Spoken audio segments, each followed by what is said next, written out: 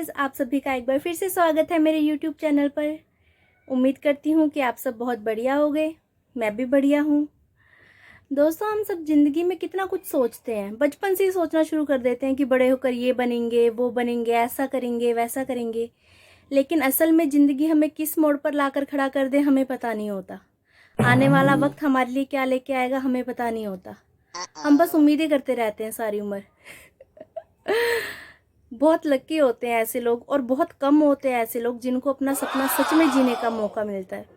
मैं बचपन में ना एक गाना गुनगुनाया करती थी अपने ऊपर लगाकर कि पापा कहते हैं बड़ा नाम करेगा, बिट्टू ये मेरा ऐसा काम करेगा, मगर ये तो कोई न जाने कि मेरी मंजिल है कहाँ वो।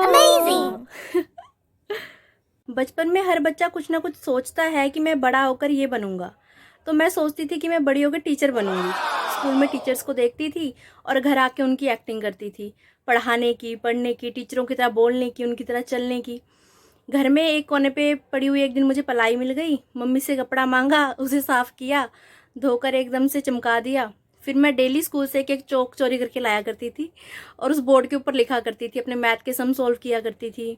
फ्री टाइम में गली के बच्चों को बुलाकर उन्हें भी पढ़ाया करती थी, प्लस माइनस के सम डंडियाँ मार मार के उनसे सॉल्व करवाने, उनको समझाना और पूरी टीचर वाली फीलिंग लेनी।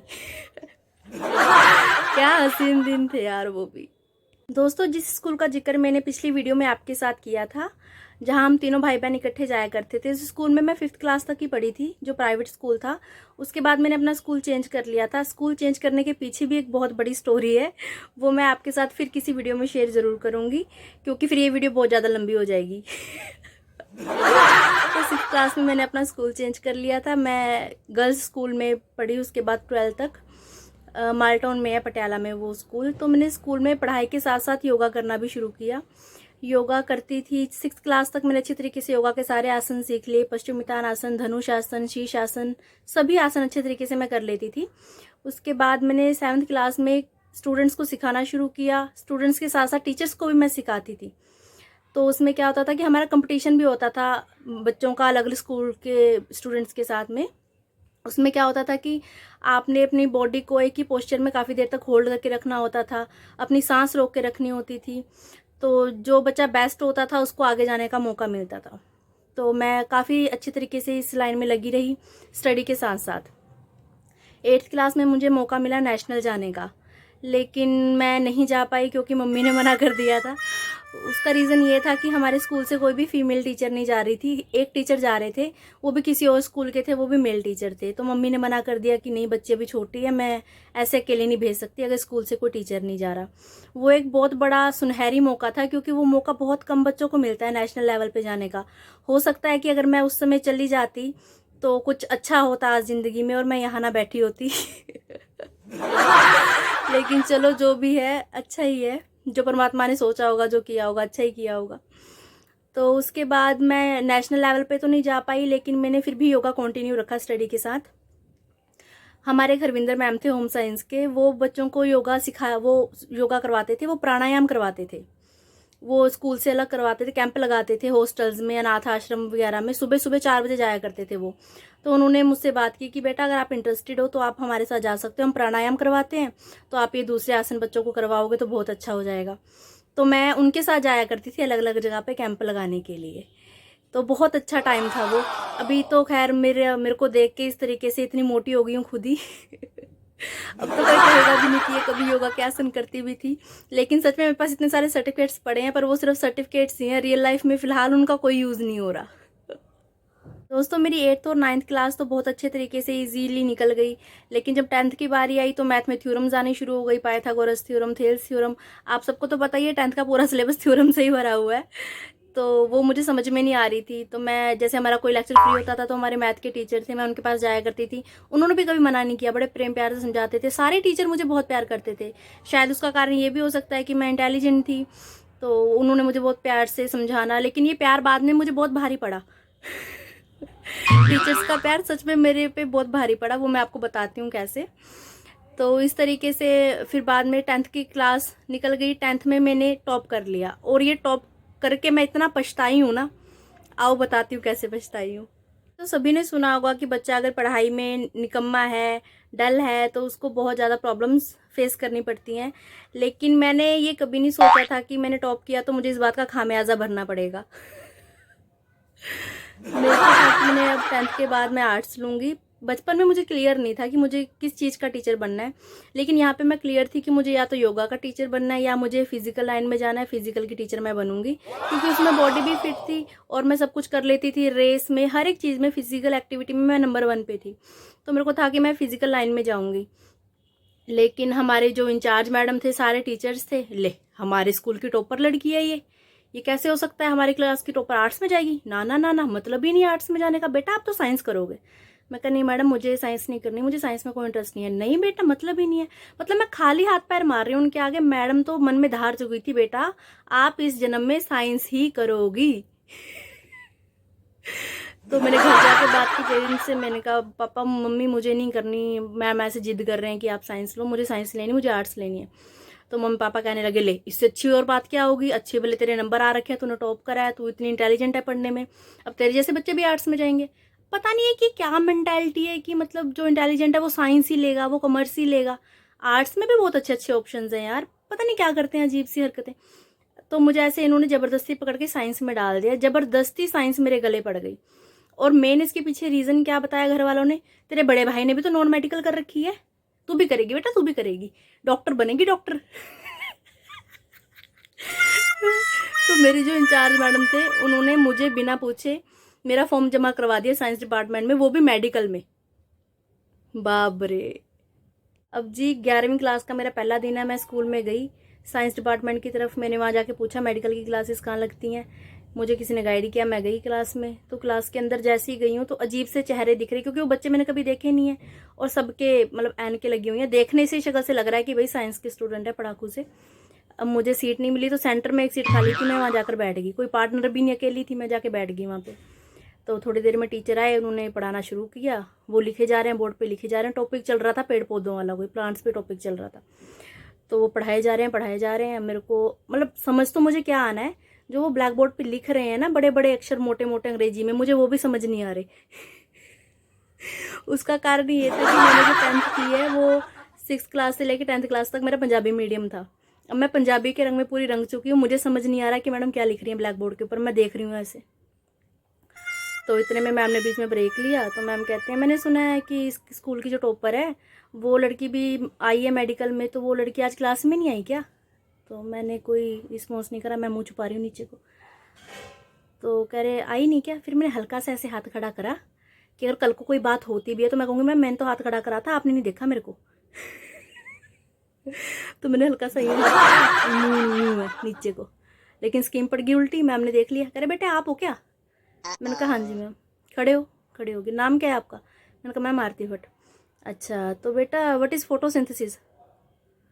मैं देख रही हूँ भाई इतना भारी भरकम शब्द क्या पूछ लिया। जो कभी सुना ही नहीं, कहाँ से लेके आए हो, कौन सी प्रजाति, क्या पूछ लिया है मेरे से। तो मैम कह रहे क्या हुआ बेटा, जवाब नहीं दे रहे? मैंने कहा मैम मुझे समझ नहीं आया, मैं मेरा पंजाबी मीडियम था, पंजाबी में पूछ लो। तो पंजाबी में पूछा उन्होंने, प्रकाश संश्लेषण किनू किया जाता है? मैंने दे दिया जवाब, हरे पौधे जो अपना भोजन बनाते हैं सूरज की किरणों के नाल, उसमें प्रकाश संश्लेषण किया जाता है। तो मैम कह रहे बेटा आपको जवाब तो आता है। मैं कहा मैम जवाब आता है लेकिन मेरे को इंग्लिश नहीं आती। तो कह रहे बेटा आपको बड़ी दिक्कत आएगी, आप अपनी इंग्लिश पे काम करो। ऐसा कह के मैम ने मुझे बिठा दिया, बगल में जो लड़की बैठी थी उसको उठाया, उठी। तो मैम ने सेम क्वेश्चन उसको पूछा, वो बहन जी तो पटर पटर पटर पटर पटर पटर अंग्रेजी में बोली जा रही। मैं यूँ देख रही हूँ भाई ये क्या हो गया, पैरों के नीचे से ज़मीन निकल रही है, हो क्या रहा है। कुछ पता नहीं लग रहा। उस दिन भी घनी बेइज्जती कराई मैंने क्लास में। घर जाके मैंने सोचा कि अब यहाँ तो मेरी दाल नहीं गलने वाली, क्योंकि मेरे को मेडिकल में कुछ समझ ही नहीं आ रहा था। फिर मैं अगले दिन गई नॉन मेडिकल वाली साइड, तो वहाँ जाके मैंने मैम को कहा कि मैम मेरा मैथ बहुत अच्छा है, मुझे नॉन मेडिकल में ले लो। कह रहे बेटा मैं कैसे मान लूँ? मैंने मार्कशीट दिखाई, मैंने कहा मैं टॉपर हूँ, मेरे मैथ में नंबर बहुत अच्छे आते हैं। तो कह रहे बेटा नंबर तो आजकल किसी के भी आ जाते हैं, नकल मार के कोई बड़ी बात थोड़ा ना है। मुझे कह रहे मैं पेपर लूँगी तेरा। मैं कहा मैम ले लो। कह रहे कोई बात नहीं कल आना। मैं कहा मैम अभी ले लो। तो मैम कह रहे कोई बात नहीं आ जाओ अभी ले लेती हूँ। मैम ने पेपर लिया, 5 क्वेश्चन डाले, 10 नंबर के थे, 9.5 नंबर मेरे आए थे। आधा नंबर जो कटा वो मैं ऊपर स्क्वायर डालना भूल गई थी, उसका कटा था। तो मैम कह रहे ठीक है बेटा आ जाओ क्लास में। तो मैंने कहा मैम कब से? कह रहे कल से। मैंने कहा मैम अभी से क्यों नहीं? कह रहे बड़ी जल्दी में हो। मैंने कहा मैम एक्चुअल में मैं ना मेडिकल की क्लास से भाग के आई हूँ, मुझे ना वहाँ कुछ समझ नहीं आ रहा, इसलिए मैं नॉन मेडिकल लेना चाहती हूँ। मैम कह रहे बेटा ऐसे नहीं होगा, तो फिर आपको पहले अपने सब्जेक्ट चेंज करवाने की एप्लीकेशन जमा करवानी पड़ेगी प्रिंसिपल ऑफिस में, उसके बाद आप आ जाओ। तो ये सारी कार्रवाई करके मैं क्लास में गई, वहाँ जाके बैठी, मेरे को वहाँ भी कुछ नहीं समझ आ रहा। पर अजीब अजीब से साइन है, मैथ भी बवाल बन चुका था, साई फाई लैम्डा फैम्डा पता नहीं क्या क्या चल रहा है, कुछ समझ नहीं आ रहा, सब ऊपर जा रहा दिमाग के। घर जाके मैंने मम्मा पापा को कहा पापा मुझे कुछ समझ नहीं आ रहा है, ये पता नहीं क्या चल रहा है। तो घर वाले कह रहे कोई बात नहीं, ट्राई तो कर, नहीं होगा छोड़ देना, चेंज करवा देंगे सब्जेक्ट, कोई बात नहीं ट्राई तो कर। ऐसे कह के इन लोगों ने उस समय मेरे को वहाँ पे क्लास में जाने को मतलब ऐसे कर दिया कि जा बेटा कोई बात नहीं, हो जाएगा, नहीं होगा तो हम सब्जेक्ट चेंज करवा देंगे। लेकिन ऐसे माहौल में जो एक गाना मैं गुनगुनाया करती थी, मुझे लगता था कि ये गाना मेरे लिए ही बना है। उसकी 2 लाइन्स मैं आपके साथ शेयर ज़रूर करना चाहूँगी। सारी उम्र मर मर के जी लिए, एक पल तो अब हमें जीने दो, जीने दो। सारी उम्र हम मर मर के जी लिए, एक पल तो अब हमें जीने दो, जीने दो। ना ना ना ना ना ना ना ना ना ना na na na na na na na na na na na. Give me some sunshine, give me some rain, give me another chance, I wanna grow up once again. Give me some sunshine, give me some rain, give me another chance, I wanna grow up once again. Thank you. बीतते गए class में मुझे कुछ समझ नहीं आ रहा था, बस फिजिक्स की एक थ्योरम दिमाग में फिट बैठ गई थी, बायन्यूमल थ्योरम, एक बार देखते सारी।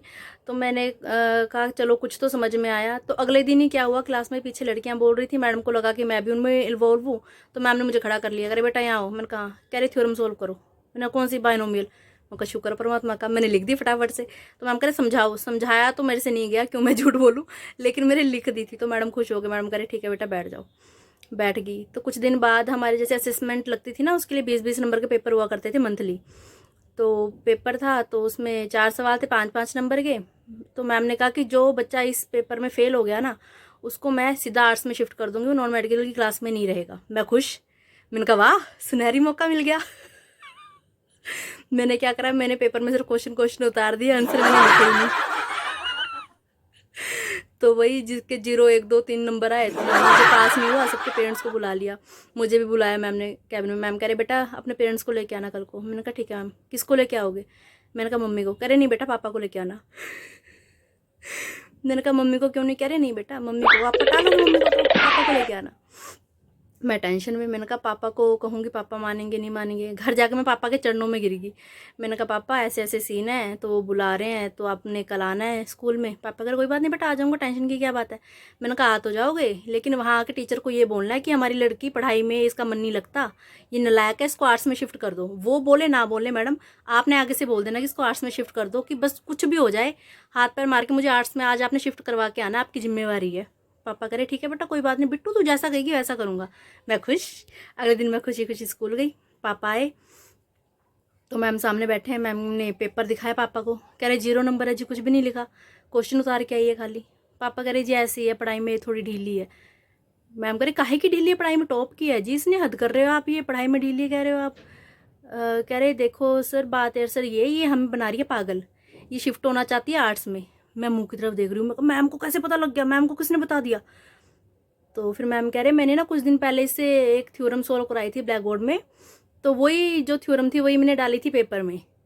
तो ज़्यादा नहीं भी आते, 5 नंबर तो उसके आने चाहिए थे, क्योंकि इसको थ्योरम रटी हुई है, इसको आती है, वो थ्योरम इसने जान के नहीं लिखी। मैंने कहा ओ भाई साहब फंस गई। तो ऐसे करके मैम कहते नहीं जो मर्जी हो जाए, इसको आर्ट्स में नहीं जाने देना, ये तो साइंस ही करेगी, इसको साइंस में रखना है। आज जिस सीट पे मैं बैठी हूँ ना, कल को सर ये बैठेगी इस सीट पे, ये बहुत इंटेलिजेंट लड़की है, जान के ड्रामे कर रही है, इसको हमने शिफ्ट नहीं होने देना। तो मैंने बहुत ट्राई किया, बहुत उल्टे सीधे काम के, पूरे +1 मैंने ऐसी निकाली कि मुझे किसी तरीके से भेज दिया जाए। अभी ना सी +2 में भेज दिया आर्ट्स में, लेकिन मैम ने नहीं भेजा। इवन जब फाइनल पेपर थे ना +1 के, तब भी मैं सिर्फ 40-40 नंबर का अटेंड करके आई थी पेपर, मैथ का भी, फिजिक्स का भी, केमिस्ट्री का भी। फिर भी मैडम कहते नहीं कोई बात नहीं, आगे ट्राई करेगी और बढ़िया करेगी, इसमें क्या, पास तो है ना, कम से कम फेल तो नहीं है। तो इस तरीके से ज़बरदस्ती मुझे साइंस में रखा गया। +2 के फाइनल एग्ज़ाम सिर पे आने वाले थे, +2 हो गई हमारी बोर्ड की। अब मैंने कहा आरती बेटा ये तो बेइज्जती वाली बात होगी कि 10th में लड़की ने करा था टॉप और +2 में लड़की होगी फेल। तो मैंने थोड़ा सा पढ़ाई की तरफ ध्यान देना शुरू किया। मैंने 1-2 महीने ट्यूशन भी रखी, लेकिन वहाँ कुछ समझ नहीं आया। ये सेल्फ स्टडी का ऐसा कीड़ा है ना, अगर तुम सेल्फ स्टडी करते हो तो तुम्हें ट्यूशन में कुछ नहीं समझ आने वाला, खाली पैसे बर्बाद करोगे, कोई फ़ायदा नहीं है। तो मैं इस चीज़ को समझ चुकी थी, तो मैं घर पे ही, मैंने कहा नहीं मैं घर पे ही पढ़ूंगी। मैं अपने आप से मैंने पढ़ना शुरू किया, खुद पे काम करना शुरू किया। केमिस्ट्री के पेपर से पहले मुझे अभी भी पता है, याद है मुझे आज भी, कि उस दिन 4 छुट्टियाँ थी, मैं चारों रात नहीं जागी। मैथ और फिजिक्स तो मेरा फिर भी ठीक था, लेकिन केमिस्ट्री में थोड़ा सा हाथ तंग था। ऐसे रट्टू तोड़ते की तरह मतलब मैंने सब कुछ पढ़ा ना, एज इट इज सब कुछ चेप के आ गई वहाँ पे पेपर में जाके। मतलब हद मानोगे दोस्तों आप, मेरे जब रिजल्ट आया तो मेरे जो हाईएस्ट मार्क्स थे वो केमिस्ट्री में ही थे, 88 आउट ऑफ 100। मैं खुद हैरान थी, मेरा ही रिजल्ट है। तो 80+ % आई थी +2 में भी, बस नाक रह गया। बेइज्जती नहीं हुई। +2 तो होगी बढ़िया नंबर से पास। तो अब पापा बोल रहे कि बताओ बेटा अब आगे क्या करना है, बीटेक करनी है बीएससी करनी है। मैंने कहा पापा बीटेक में इंटरेस्ट नहीं है, बीएससी से मुझे डर लगता है क्योंकि किताबें बहुत मोटी होती है, मेरे से नहीं होगी। पहले बड़ी मुश्किल से मैंने साइंस से पीछा छुड़ाया है +2 में। तो पापा कह रहे ठीक है बेटा कोई बात नहीं, मैं तेरे को ऐसे करता हूँ पार्लर का कोर्स करा देता हूँ। मैंने कहा ठीक है पापा, इसके अलावा जो कहोगे वो करने के लिए तैयार हूँ। तो पापा के साथ चलेगी। उस समय अखबार में भी मोटी मोटी ऐड आया करती थी, और इन कंपनी इंडिया की नंबर 1 कंपनी करके। तो वहाँ हम गए, वहाँ जाके पापा ने जैसे रिजर्व करते हैं सीट, पापा ने एडवांस फीस भी जमा करवा दी। पापा कह रहे या तो पार्लर खुलवा दूंगा, फ़ॉरन जाना होगा वो देख लेना, कोई बात नहीं, पार्लर का काम भी बढ़िया लड़कियों के लिए। तो करवा के हम जब घर आए तो घर आके मम्मी को बताया, मम्मी कह रही ला इतनी इंटेलिजेंट लड़की है हमारी, ये पार्लर का काम करेगी, मतलब ही नहीं है। मम्मी ने फ़ोन करा बड़े भाई को कि ऐसे ऐसे फीस भी जमा करवा के आ गए स्टार्टिंग की। तो भाई कह रहा कोई बात नहीं, जो कर दिया कर दिया, जो पैसे बर्बाद करने थे कर दिया, लड़की की ज़िंदगी थोड़ा ख़राब करनी है, इतनी इंटेलिजेंट लड़की है हमारी। तो भाई इन लोगों ने मेरे को, फिर भाई ने मेरे को ऑफर करा, कह रहा या तो बीएससी कर ले सीधे तरीके से, अगर बीएससी तूने नहीं करनी तो ऐसे करके अपना कर ले, तो बीए ओपन में भर दे फॉर्म, और कोई सिलाई कढ़ाई कुकिंग वगैरह सीखना शुरू कर दे, घर गृहस्थी के काम करने सीखो, फिर और क्या करना है, थोड़ा टाइम बाद शादी करा देंगे। मैंने कहा है, धमकी थी सीधे तरीके से कि बेटा बीएससी करनी है तूने, बस और कुछ नहीं कर सकती तू। अब मुझे क्रेज था कि मैंने कॉलेज की लाइफ देखनी कैसे होती है। कुछ मेरी जो साथ की सहेलियां थी वो भी फॉर्म भर रही थी बीएससी का महिंद्रा कॉलेज में, तो मैंने भी भर दिया। तो ऐसे ही करते कराते बीएससी कर ली। बीएससी पर यह है कि कॉलेज लाइफ हर एक को देखनी चाहिए, बहुत कुछ सीखने को मिलता है, बहुत अच्छे अच्छे दोस्त बने, और बीएससी खत्म होते होते सब छूट भी गए। पर बहुत कुछ सिखाते, समझदार बना दिया कॉलेज लाइफ ने। तो ऐसे मतलब कॉलेज लाइफ के ऊपर नहीं तो एक मैं अलग सी वीडियो बनाऊंगी, आपको सब पिक्स दिखाऊंगी। बहुत मस्ती का टाइम था हमारा, 13-14 जनों का अलग फ्रेंड सर्कल होता था, बहुत मस्ती करते थे हम। उसके ऊपर कभी मैं फिर वीडियो बनाऊंगी। तो ऐसे करके भी मेरी जो स्कूल से लेके कॉलेज तक की जर्नी है वो ख़त्म हुई। बीएससी लास्ट सेमेस्टर के जैसे ही मैंने एग्ज़ाम दिए, साथ के साथ मैं जॉब करना मैंने स्टार्ट कर दिया था, क्योंकि घर में बैठना मुझे बहुत मुश्किल लगता था। तो मैं टाइम पास के लिए ऐसे ही मैंने जॉब ज्वाइन कर ली। तो जॉब किया करती थी, पहले पार्ट टाइम की, फिर फुल डे करने लग गई। तो 2-2.5 साल जॉब की, उसके बाद तो फिर शादी हो गई। मतलब घर में सिर्फ एक संडे होता था ना, संडे के दिन भी मम्मी को लेके मैं कहीं ना कहीं निकल जाती थी, चलो मम्मी मॉल घूम के आते हैं, चलो गुरुद्वारे चलते हैं, चलो मंदिर चलते हैं। अभी पिछले 1-1.5 साल से घर बैठी हूँ। बिल्कुल बेरोजगार। अमेजिंग। मतलब फ्री की मुफ्त की रोटियां तोड़ रही हूँ 1-1.5 साल से। अभी कल 28 तारीख थी ना, तो कल 28 तारीख को 1.5 साल पूरा हो गया मेरी शादी को। तो अब बैठे हैं फिलहाल, तो वेले बैठे हैं, कोई बात नहीं, माहौल ठीक होगा, बीमारी कम होगी तो कुछ ना कुछ करेंगे जिंदगी में ढंग का, ऐसी नहीं है कि लाइफ स्टॉप होगी। लेकिन फिलहाल मैं बिल्कुल वेली हूँ। तो दोस्तों मैं आपको यही कहना चाहूँगी, ज़िंदगी में कुछ भी करो, एक एम लेके ज़रूर चलो कि मेरा ये गोल है, मुझे ये गोल अचीव करना है ज़िंदगी में। अगर बिना किसी गोल के चलोगे, या फिर आपने जो सोचा वो आप नहीं कर रहे, रास्ते में कहीं भटक गए मेरी तरह, तो ज़िंदगी क्या से क्या हो जाएगी तुम्हें पता नहीं लगेगा। अभी रिसेंट लाइफ में वो सब चल रहा है जो मैं कभी नहीं चाहती थी। मैंने ज़िंदगी में कभी ये नहीं सोचा था कि मैं बड़ी होकर हाउसवाइफ बनूंगी। लेकिन बन के बैठी हूँ ना, कर रही हूँ ना चूल्हा चौका। तो ये चीज़ें हो जाती हैं। जैसे हम 3 जैसे भाई बहन हैं, तो बड़े भाई का भी जैसे एम था कि वो उन मतलब कि पता नहीं था कि नहीं था, मेरी तरफ से उनको, मुझे ऐसा लगता है कि या तो वो साइंटिस्ट बनना चाहते थे, क्योंकि वो ड्राइंग जब भी ड्रॉ करते थे तो करते, मेरे पास उनकी ड्राइंग की हुई कई स्केचेस भी पड़े हैं। या तो वो बनना चाहते थे क्रिकेटर। ये दोनों ही चीज़ें वो लाइफ में नहीं कर पाए, क्योंकि हमारी फैमिली पीछे से इतनी स्ट्रॉन्ग नहीं थी। इस चीज़ में पैसा बहुत लगता है, हम उतने कैपेबल नहीं थे। और मेरा तो आपको पता ही लग गया, क्या से क्या हो गया पता ही नहीं लगा। और हम तीनों में से जो गिरीश है वो अपना फॉलो कर रहा है, तो बहुत खुश हूँ मैं उसके लिए। अभी आज ही उसके 30 के सब्सक्राइबर कंप्लीट हुए हैं यूट्यूब पे। मेरी तरफ से बहुत बहुत बधाई भाई को। अभी तो शुरुआत है भाई, बहुत आगे जाना है। God bless you, love you so much. बहुत खुशी है भाई। तो दोस्तों, अगर आपको मेरी लाइफ की ये छोटी सी जर्नी पसंद आई हो तो मेरे साथ जुड़े रहने के लिए इस चैनल को प्लीज़ लाइक शेयर और सब्सक्राइब ज़रूर कर दीजिएगा। बेल आइकन को दबाना मत भूलिएगा। आगे भी इस चैनल पे आपके लिए बहुत इंटरेस्टिंग किस्से मैं लेकर आऊँगी। तो जल्द मिलते हैं नेक्स्ट वीडियो में। तब तक के लिए अपना ध्यान रखिए, मस्त रहिए, स्वस्थ रहिए। याहिए